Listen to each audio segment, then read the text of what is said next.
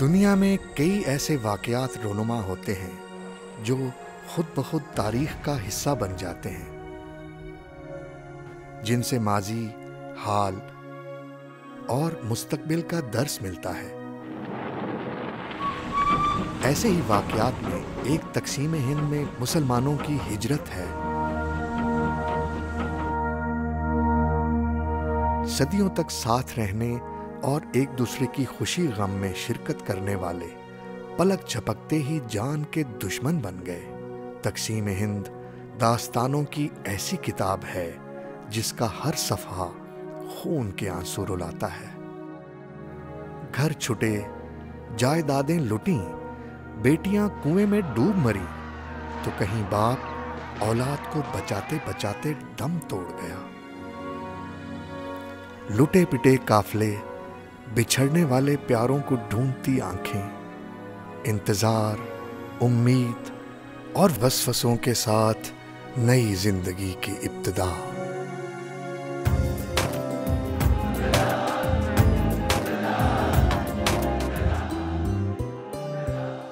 مل کر ایک جھونکا آخر طوفان بنا تھا، مل کر ایک جھونکا آخر طوفان بنا تھا، یوں پاکستان بنا تھا، یوں پاکستان بنا تھا، یوں پاکستان بنا تھا، یوں پاکستان بنا تھا۔ خاکسار کو حسن عسکری کاظمی کہتے ہیں۔ میرا تعلق سادات کاظمیہ سے ہے اور تعلق امبالہ شہر سے ہے، جہاں ناصر کاظمی جیسے غلام بھیک نیرنگ جو قائد اعظم کے بہت قریبی ساتھی تھے، اس شہر سے تعلق ہے۔ اور ہمارا تعلق سادات سے ہے اور ہمارا اپنا محلہ تھا سادات قاضی واڑہ۔ میرے ننیہالی اور دھدیالی دونوں خاندان جو تھے وہ پہلے سے رشتہ تھا آپس میں، اور جب میرے والد صاحب کی شادی ہوئی ہے، واجد علی شاہ میرے نانا تھے، بہت پڑھے لکھے آدمی تھے اور ہمارے خاندان میں تعلیم بہت تھی۔ امامیہ ریڈنگ روم ہمارے ہاں تھا جو نوجوانوں نے بنایا تھا، اور جہاں پہ باقاعدہ زمیندار اخبار آتا، پرتاب آتا، اسٹیٹس میں آتا اور بہت سے رسالے۔ اور اگرچہ ہم چھوٹے چھوٹے تھے، جب پاکستان بنا، یہ بھی بتانا ضروری ہے کہ اس سے پہلے بھی مجھے ہوش و حواس تھا۔ علامہ اقبال کا جب انتقال ہوا تو میری عمر 7-8 سال کی تھی، تو یہ تو معلوم نہیں تھا اقبال کون ہے، اس لیے بہت چھوٹا تھا، مگر گھر میں اور ادھر ادھر ذکر ہوتا کہ آج علامہ اقبال دنیا سے رخصت ہو گئے۔ علامہ اقبال نے خواب دیکھا پاکستان کا، اور یہ حقیقت ہے کہ قائد اعظم اپنی جگہ، ان کی مثال تو یہ سمجھنا چاہیے کہ ایک ایسے رہنما کی تھی کہ جو سب سے آگے فرنٹ لائن پہ کام کر رہے تھے، اور علامہ اقبال کی مثال ایک ایسے کمانڈر ان چیف کی تھی کہ جو فوجوں کی حرکت کو دیکھتا ہے لیکن خود اپنی جگہ وہ حرکت نہیں کرتا، کیونکہ شاعر ہونے کے ناطے یہ ضروری ہے کہ اسے یکسوئی حاصل ہو، اور جو ان کا کلام ہے وہ آپ سب جانتے ہیں۔ بہرحال تو یہ وہ زمانہ تھا کہ تحریک چل نکلی تھی مسلم لیگ۔ مسلمانوں میں ایسے بھی لوگ تھے کہ جو مسلم لیگ کے خلاف تھے، اس کی وجہ یہ ہے کہ کانگریس کے اثرات بڑے تھے وہاں پر، تو میں نہیں جانتا کہ وہ کون لوگ تھے، لیکن ایسے تھے لوگ۔ مگر جو مسلم لیگ میں تھے وہ میں بتا رہا ہوں کہ میر حامد علی، ماسٹر قائم حسین صاحب، میر حنیف وکیل بڑے سرگرم تھے، اور غلام بھیک نیرنگ تو بہرحال مرکز میں کام کر رہے تھے، لیکن اپنے شہر کے اندر جو ایک بیداری کا عمل تھا وہ ان کے وجہ سے تھا۔ تو میں مسلم ہائی اسکول ہمارا کیسے بنا؟ سر سید کی تحریک کے نتیجے میں مسلمانوں کو یہ خیال آیا کہ ہم خود بھی اپنا اسکول بنائیں۔ میرے والد صاحب مشن ہائی اسکول سے پڑھے، اور ادھر آریہ ہائی اسکول بنا، ہندوؤں نے بنایا، تو مسلمانوں کو بڑی غیرت آئی کہ اپنا بھی ہمارا اسکول ہونا چاہیے۔ وہاں ایک شخص کی زمین تھی، اس نے کہا جتنی زمین ہے میں آپ کو دیتا ہوں، میں یہی کر سکتا ہوں۔ اور اس کے بعد ایک مٹھی آٹا اسکیم چلی کہ ہر گھر میں جب خاتون کوئی آٹا گوندتی ہے ایک مٹھی گھڑے میں ڈالتی اور اس طرح وہ گھڑا بھر جاتا کچھ دن کے بعد اور وہ جا کے بازار میں بیچتے پیسے. لیکن یہ تو اپنی جگہ، جب یو پی اور سی پی اور دہلی کے رؤسا کو معلوم ہوا کہ مسلم ہائی اسکول بن رہا ہے، اس کی بلڈنگ کے کسی نے ہال کی تعمیر کے لیے ذمہ داری لی، کسی نے مختلف جو کمرے ہیں ان کی اور مختلف جگہ پر، اور وہ اس قدر پیسہ آیا کہ وہ بنانے والوں نے بھی یہ کہا کہ سر سید کے ڈیزائن پر یہ اسکول بننا چاہیے. ای شیپ، ای فار ایجوکیشن. اعلان ہوا کہ پاکستان بننے والا ہے. بڑے خوش تھے ہم یہی سمجھتے تھے کہ کم از کم دہلی ان کے پاس ہوگا لیکن بارڈر ہمارا ہوگا، اور ہم آرام سے بیٹھے ہوئے تھے. لیکن ریڈ کلف نے جو انگریز نے ہمیشہ یاری سے کام لیا ہے اور مسلمانوں کو نقصان پہنچایا، تو اس نے جو فیصلہ کیا وہ ہمارے خلاف ہوا، اس لیے کہ یہ پاکستان جو ہے جہاں تک بنا آپ کو معلوم ہے، واہگہ ادھر ہے، اٹاری ادھر ہے. تو پھر ہمیں معلوم ہوا کہ ہمیں یہاں سے جانا ہے. مگر یقین کریں کہ ہم خوش تھے. میں نے شاعری میں ان چیزوں کو شامل کیا. میرا یہ شعر ہے کہ میں نے بچوں کو بتایا تو وہ حیران ہوئے، شکر ہے نقل مکانی نہیں دیکھی تم نے، سر ہتھیلی پہ لیے گھر سے نکلنا تھا مجھے، صبح ہجرت کی نشانی نہیں دیکھی تم نے. جب خضری وزارت کے خلاف تحریک چلی ہے تو ہر روز باقاعدہ ہم بھی اسٹوڈنٹس بھی جاتے تھے اور شہر کے لوگ بھی جاتے تھے اور کوتوالی کے سامنے جا کے نعرے لگاتے تھے، اور حنیف وکیل صاحب کو گرفتار کر لیا جاتا تھا، بعد میں چھوڑ دیا جاتا تھا. پھر اس کے بعد دوسرے لیڈر کو پکڑتے تھے، بچوں کو، اور ہمیں واپس آنا ہوتا تھا. لیکن وہ تحریک جو تھی وہ ہماری آنکھوں کے سامنے تھی، اور ہم نے یہ دیکھا کہ وہاں مختلف جو رہنما تھے سیاسی وہ آتے تھے. یہ میں نہیں بتا سکتا کہ کون کون تھے، لیکن جلسے ہوتے تھے باقاعدہ. اور مسلم ہائی اسکول کے اندر خود موقع بہ موقع ہمارے ہیڈ ماسٹر صاحب تقریر کیا کرتے تھے.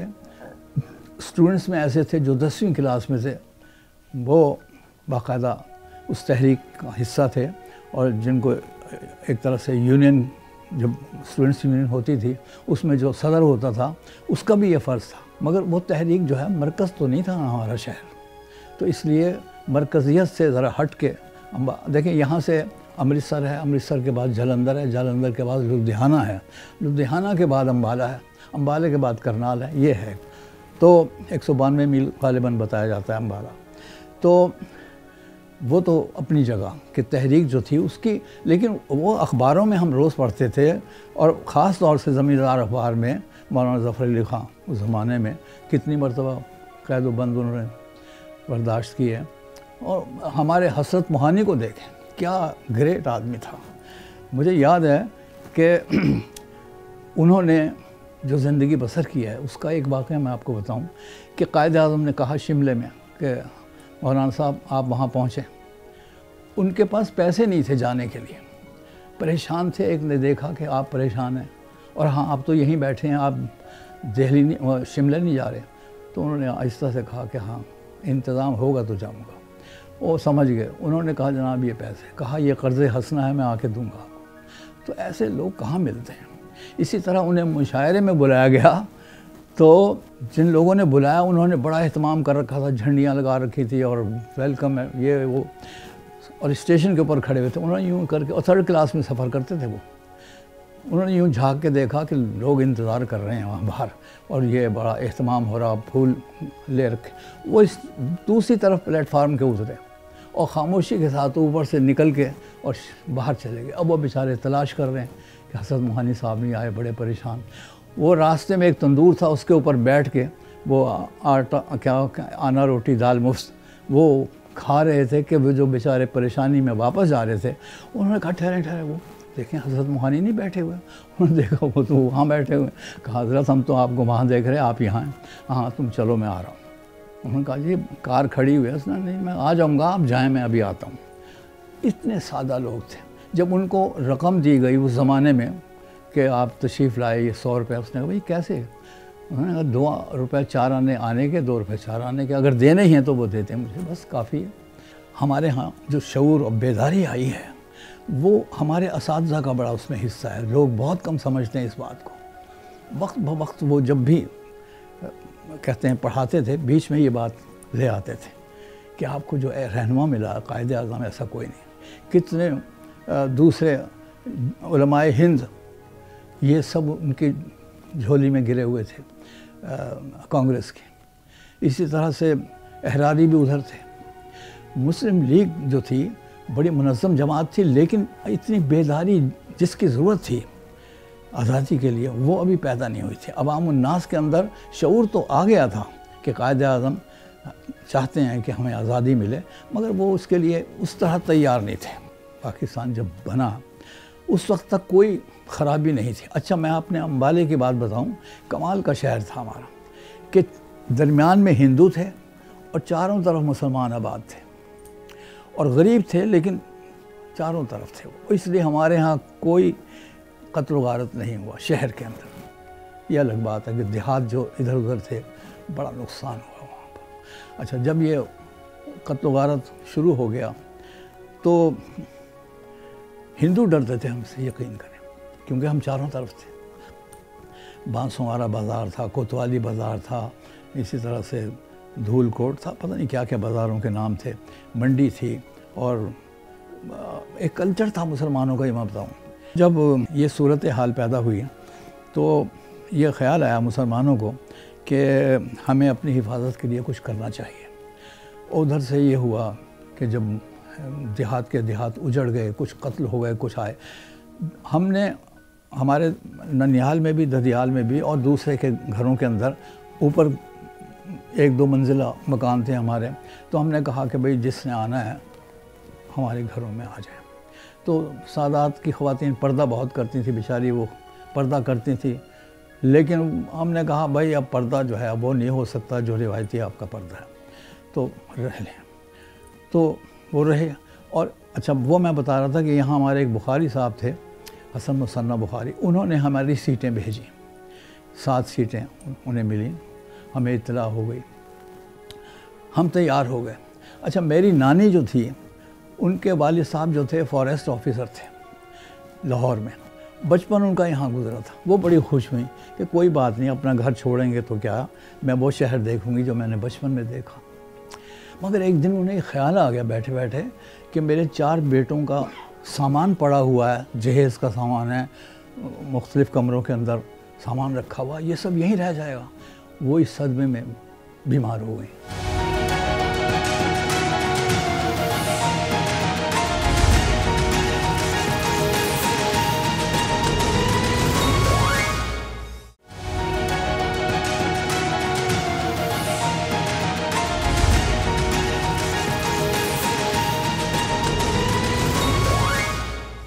اب جب ہم آنے کے لیے تیار ہو گئے تو جو سامان تھا ہم نے ضروری وہ تو لیا.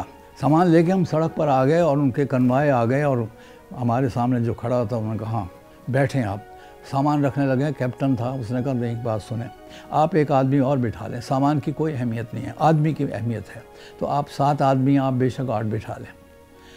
سامان وہی سڑک پر رکھا رہا, پتہ نہیں کس کے ہاتھ لگا کس کے نہیں. 4 کپڑوں کے اندر ہم آئے یہاں پر. وہاں سے چلے اور مسلم ہائی اسکول جو ہمیں جس کا میں ذکر کر رہا تھا اس کے بہت بڑے گراؤنڈ کے اندر وہ جتنے بھی کنوائے تھی وہ ان کے وہاں پہ آ گئے. ہمارا ٹرک بھی آ گیا. انہوں نے کہا جی رات یہیں گزرے گی. چنانچہ رات جاگتے گزری.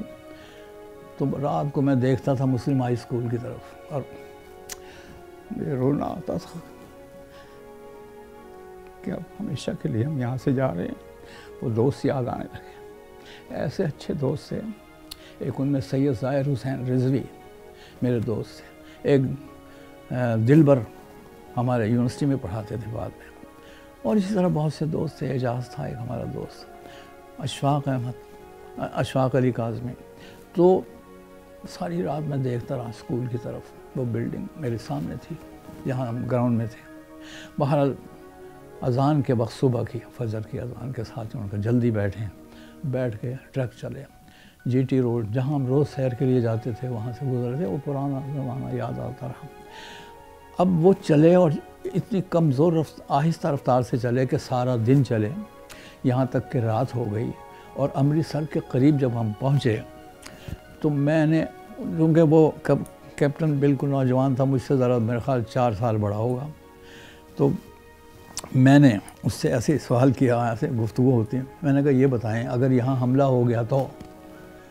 اس نے کہا ہو سکتا ہے، یہ علاقہ ہی ایسا، یہ جلندھر اور امرتسر کے درمیان وہ ہر وقت تیار رہتے ہیں۔ تو میں نے کہا پھر کیا بنے گا؟ اس نے کہا دیکھیں ہر ٹرک کے اوپر برین گن فٹ کر رکھی ہم نے، ہم مقابلہ کریں گے، بچیں گے نہیں، کوئی مار کے مریں گے۔ لیکن اللہ کا شکر ہے نہ حملہ ہوا، اور اس کے بعد ہمارے، آپ یقین کریں کہ سحری کے وقت غالباً 3-4 بجے ہمارا جو ہے داخلہ ہوا پاکستان میں۔ ایک نعرہ کی آواز آئی کہ نعرہ تکبیر اللہ اکبر، ہم پاکستان میں آ گئے۔ میں چھلانگ لائی، سجدے میں سر رکھ دیا، آج سجدوں کی انتہا کر دوں، شوق مٹ جائے یا جھوی نہ رہیں، اتنی خوشی ہوئی۔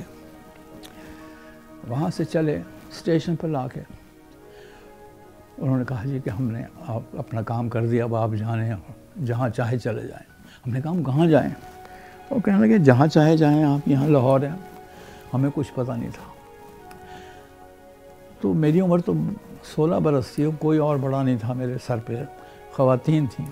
میری وائف جو بعد میں ان سے شادی ہوئی، میری ممانی، میری شادی ماموں کے گھر ہوئی، ان کی بہن، ان کا چھوٹا بھائی، یہ ہم چند افراد تھے۔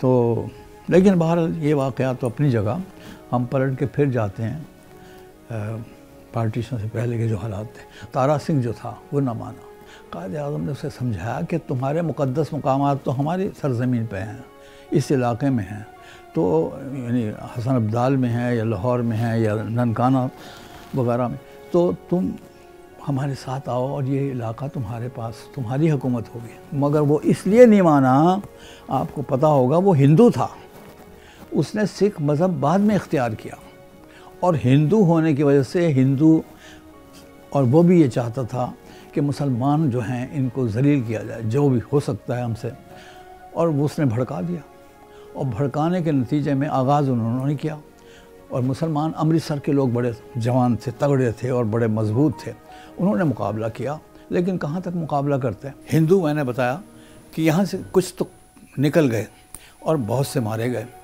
اچھا میں آپ کو ایک بات بتاؤں کہ ناصر کاظمی، بیچ میں بازار تھا، ایک طرف ہمارا گھر تھا ننیالی دھدیالی، اور دوسری طرف ناصر کاظمی کا گھر تھا۔ امبالے کی تحصیلیں تھیں، تحصیل جگادری، تحصیل نارائن گڑھ، امبالے کی تحصیل، اور یہ روپڑ کی۔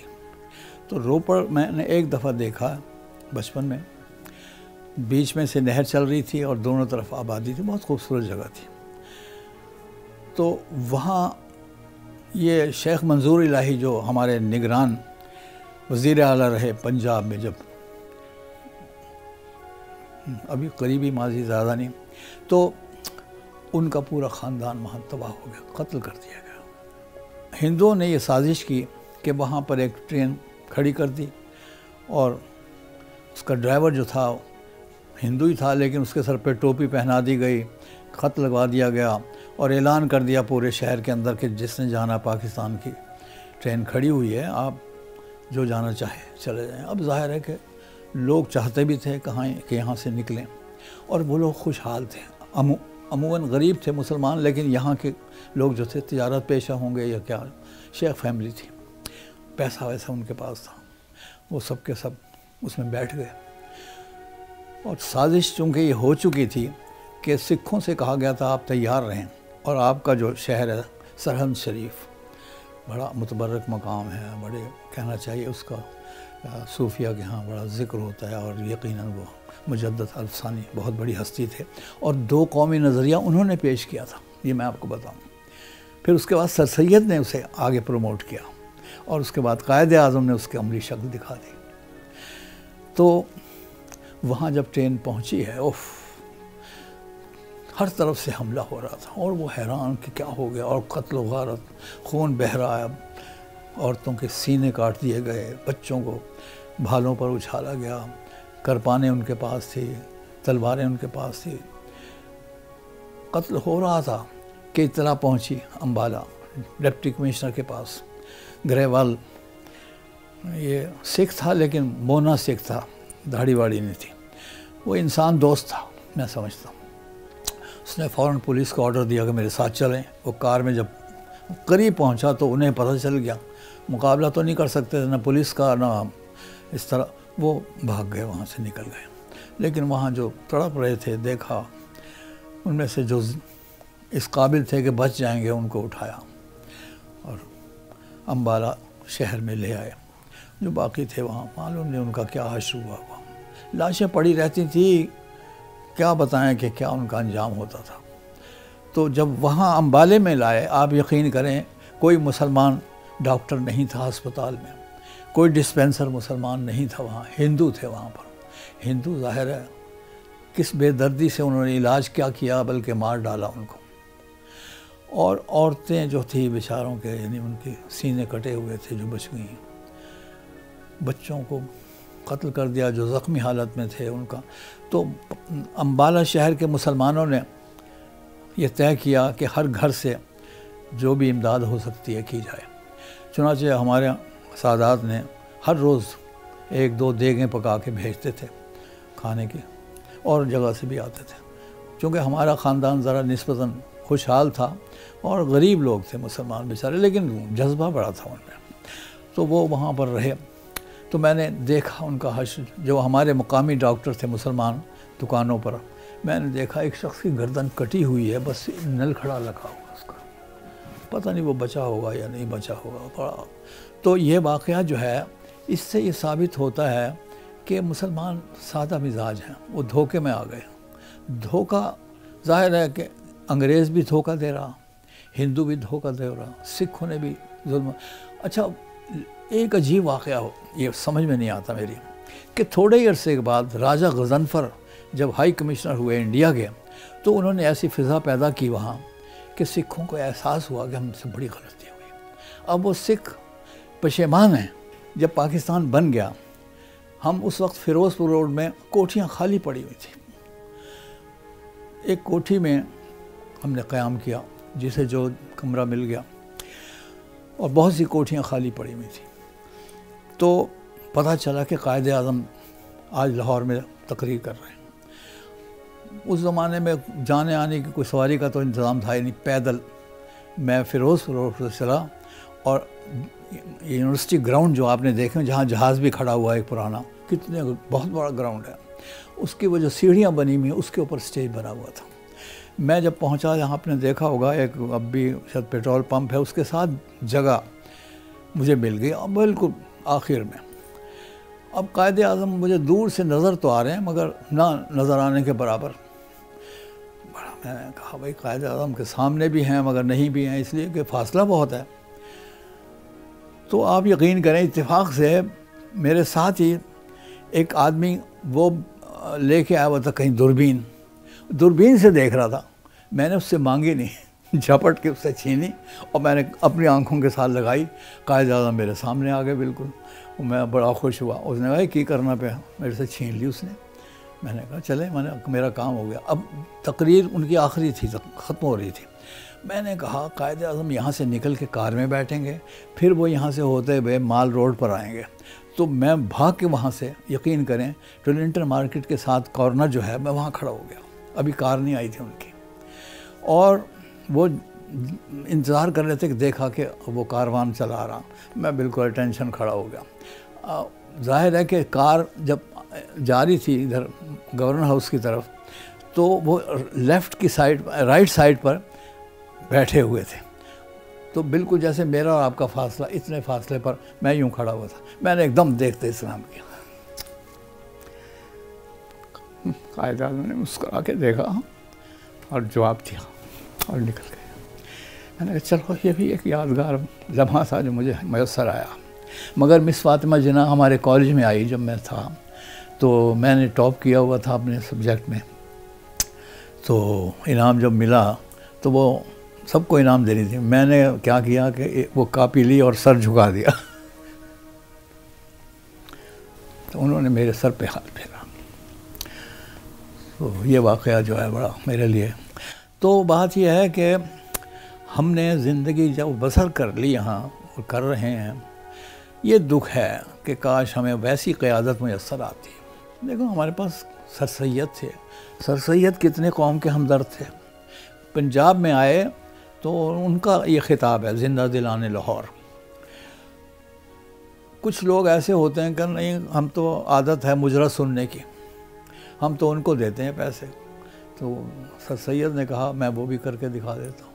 چنانچہ اسٹیج کے اوپر ناچنا شروع کر دیا کہ اگر تمہیں اتنا ہی شوق ہے ان لوگوں کو دینے کا جو ناچتے ہیں، میں ناچ کے دکھا دیتا ہوں۔ شرم دلائی ان کو۔ اسی طرح سے طوائفوں سے انہوں نے چندہ جو لیا تو لوگوں نے، غیروں نے کہا جی آپ یہ کیا طوائفوں سے لے رہے ہیں پیسہ؟ تو انہوں نے کہا کوئی بات نہیں، اس سے لیٹرین بنا دیں گے ہم اپنے یونیورسٹی کی۔ ان کا ہندو جو سیکٹری تھا، وہ جو خزانچی تھا، جو بھی تھا، سارا اس کے پاس ریکارڈ تھا، اس نے بڑا نقصان پہنچایا، وہ پیسہ کھا گیا اور سر سید کو اس کا بڑا ملال ہوا۔ مگر سر سید کا سب سے بڑا کارنامہ یہ ہے کہ جب لارڈ میور نے لائف آف محمد کتاب لکھی ہے، اس میں حضور پر بڑے رقیق حملے اس نے کیے، تو وہ اتنے مسلمان علماء تھے، کسی کی ہمت نہیں تھی کہ اس کا جواب دیں۔ اس کی دو وجوہات تھی، ایک تو اتنا علم نہیں تھا ان کے پاس، دوسرے وہ کتابیں نہیں تھی جس کا وہ ریفرنس دے رہا تھا، وہ یہاں سے اٹھا کے لے گئے تھے۔ تو سر سید نے 70 72 75 سال کی عمر تھی، انگلینڈ کا سفر کیا، اور جہاز بھی پانی کے جہاز سے کیسے پہنچے، کمر دکھنے لگ جاتی آدمی، جوان آدمی بیٹھا ہو، تو وہاں گئے اور برٹش لائبریری کے اندر ان سے اجازت لی کہ میں جتنی دیر چاہے بیٹھوں یہاں۔ 18 گھنٹے بیٹھے روزانہ، اور سب کتابیں جس کے حوالے اس نے دیے تھے وہ سامنے لے کے، تو اس نے کہا یہ دیکھیں کس قدر جھوٹ بولا اس شخص نے، یہ کیا وہ پورا۔ انہوں نے خطبات احمدیہ کتاب ہے ان کی، تو جب وہ کتاب انہوں نے تیار کر لی، اب وہ چاہتے تھے یہ انگریزی میں اس کا ٹرانسلیشن ہو، انہیں انگریزی نہیں آتی تھی، تو انہوں نے اخبار میں اعلان کیا، ایڈ دی کہ کوئی انگریز اگر ایسا ہے جو اردو جانتا ہو تو وہ اس کتاب کا ٹرانسلیشن کرے۔ چنانچہ ایک ملا، لیکن اس نے اپنا ریٹ بڑھا دیا، پیسے اتنے مانگے۔ سر سید نے فوراً خط لکھا کہ میرا گھر بیچ دو، میرا سامان بیچ دو، مجھے قرض کہیں سے دے دو۔ چنانچہ وہ پیسے انہیں پہنچے اور وہ اس کا جواب انہوں نے باقاعدہ لکھا۔ تو پھر جناب وہاں کے اخبار نے جو مارننگ نیوز تھا اس میں لکھا کہاں ہے لارڈ میور، جواب دیں، اب ہمارے غلام ملک کا ایک شخص آ کے آپ کی بات کا جو غلط بیانی ہے اس کا اعتراض کا جواب دیا، وہ کوئی جواب نہیں دے سکا۔ تو یہ سر سید کے کمالات تھے۔ اسی طرح سے انہوں نے جو یہ دہلی کی تاریخ لکھی ہے، وہ کمال ہے کہ جو قطب مینار ہے اس کے اوپر کچھ عبارت لکھی سی باہر، پڑھی نہیں جاتی تھی، اور باہر سے تبھی جا سکتے تھے۔ چنانچہ وہ ایک باقاعدہ بنایا گیا، ایک انتظام کیا گیا، چھینکا سا بنایا، اس کے اندر بیٹھ کے وہ، اور باہر کی طرف سے وہ سارا لکھا، اس کو جواب دیا۔ غالب کا یہ کمال ہے کہ غالب نے جو خطوط لکھے ہیں وہ آسان زبان میں ہے، بڑا نیچرل انداز ہے۔ غالب کی شاعری تو اپنی جگہ وہ مشکل بھی ہے اور آسان بھی ہے، دونوں ہی ہیں، لیکن وہ سر سید کا جو خطوط ہیں وہ پڑھنے والے ہیں، ایسے جیسے دو آدمی گفتگو کر رہے ہیں آپس میں۔ تو سر سید کو یہ احساس ہوا کہ نہیں، یہ زبان میں اختیار کروں۔ میں یہ سمجھتا ہوں کہ ہماری اس نسل نے، اب یہ غالباً تیسری یا چوتھی نسل جا رہی ہے۔ میری جب 16 سال عمر تھی، میرے والد صاحب کی اس وقت 40 سال عمر تھی، تو اس کے بعد پھر سمجھ لیں کہ والد صاحب ہیں، پھر میں ہوں، پھر میرے بیٹے ہیں، پھر پوتے ہیں، چوتھی نسل آ گئی ہے۔